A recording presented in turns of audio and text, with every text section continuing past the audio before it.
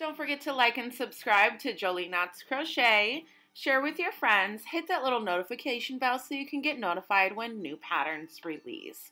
All our videos are available in left and right-handed tutorials. Okay, so working a reverse single crochet, you're going to see it just like this. And instead of working forward, we actually work backwards.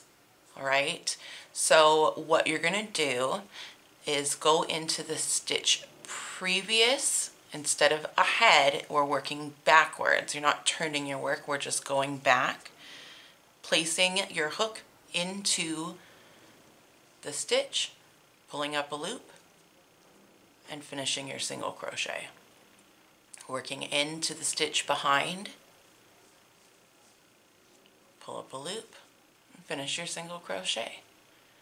Super simple, easy way to do it. I'm working mine on the border of this hobo bag, star-shaped hobo bag. This will be coming out tomorrow for release, but I wanted to show you guys the reverse single crochet. Going into the stitch behind your previous stitch, pulling up a loop, and then pulling through both. And that's it.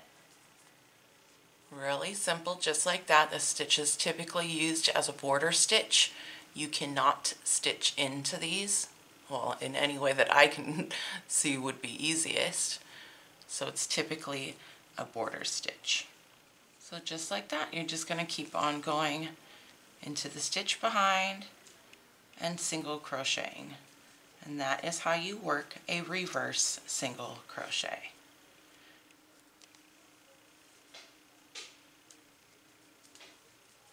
Alright everyone, thank you so much for watching Jolie Knots Crochet. Check out the playlist for tips and tricks, stitch tutorials, or anything else that you're interested in. You can join the Jolie Knots Crochet community on Facebook. You can also find me on Instagram and Facebook under Jolie Knots Crochet. Thanks for watching, and we'll see you next time.